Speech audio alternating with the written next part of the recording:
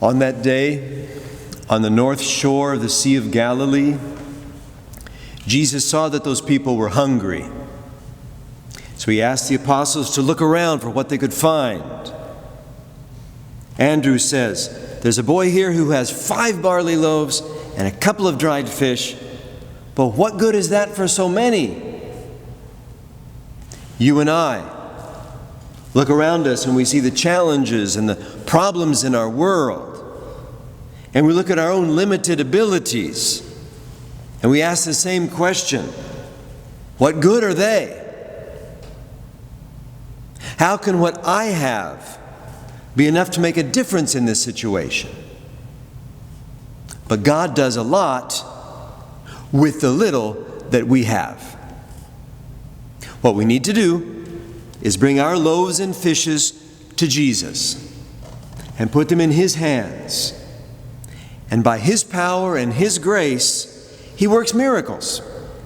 And He transforms what we bring to the situation, and He feeds people with it in ways that we never could have imagined before.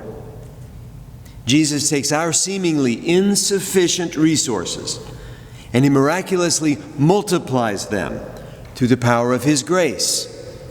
And He utilizes them to meet the spiritual and the material needs of His people.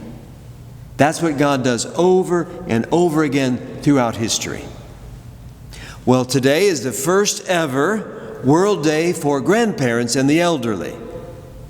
Pope Francis has declared that the Church will observe this day every year on the 4th Sunday of July, starting now. Each one of us, whether we're young or old or somewhere in between, has something to give for the life of the world. Throughout the years of his ministry, Pope Francis has consistently taught that we need to love and respect and celebrate our grandparents and the elderly. He says that we need to all learn how important hugs are and visits for each one of us.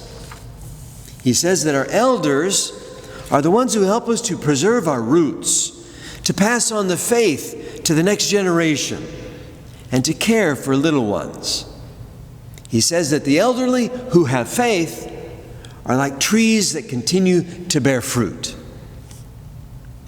Pope Francis calls upon grandparents to continue to convey their experiences of life with members of their families, to tell the stories of the family and the stories of the community, or even of the whole people, and share with simplicity their wisdom and their faith, which is the most precious legacy that they could leave us. He says that the future of the world depends on the covenant between the young and the old.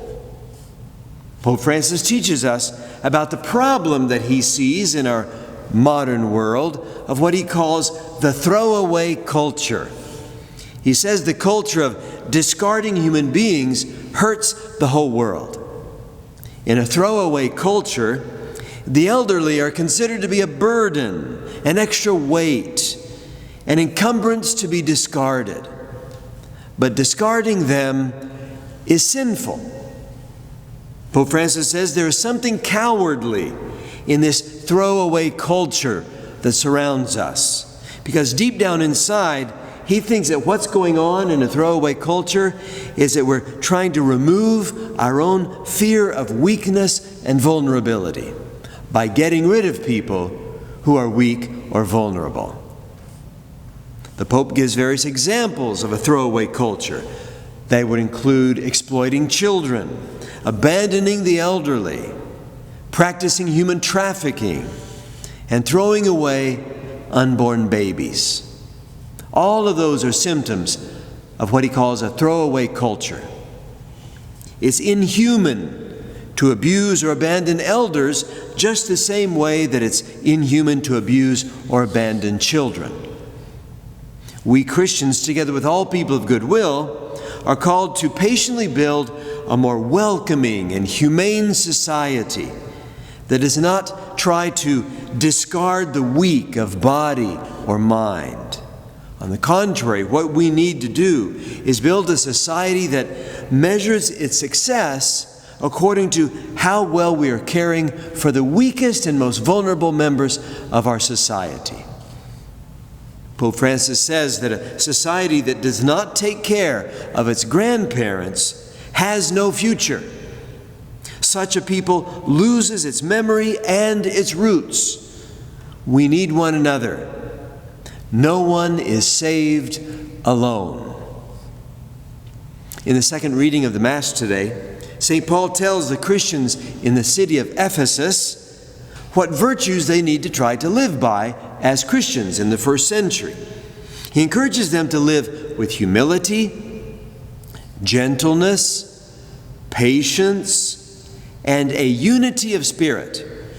He says that we should bear with one another through love. Well, as we celebrate this World Day of Grandparents and the Elderly, I would say that we should live those same virtues in the way that we treat our grandparents and the elderly. We need to treat them with humility, gentleness, patience, unity of spirit, and we need to bear with one another through love. We have one hope, one Lord, one faith, one baptism, one God who is over all of us, whether we are young or old or in between. Our church parish communities can help to express that unity of spirit across generational lines. We can make our parishes into intergenerational bridge builders. Let me give you a few examples of how our parishes can do that. For example, when young adults are bringing the Eucharist to the elderly shut-ins on a regular basis, that brings enrichment to the young and the old. And I've seen it happen. Or, for example, with marriage. Older married couples can help to mentor younger couples who are just getting started in their marriage. And I've seen that happen beautifully over and over again. Let me give you another example. Some of our parish organizations, like Knights of Columbus, pastoral councils, finance councils, etc., can draw upon both the energy of younger members and the wisdom and experience of the older members, where all the different ages in that organization have something to give which is valued by the organization. By doing that, they're working together in unity, the way that St. Paul described in his letter to the Ephesians. So on this World Day of Grandparents and the Elderly, let's recommit ourselves to visiting grandparents and the older members of our communities. Let's commit ourselves to care for them the best that we can, to respect them, and to celebrate the many gifts that they bring to our world.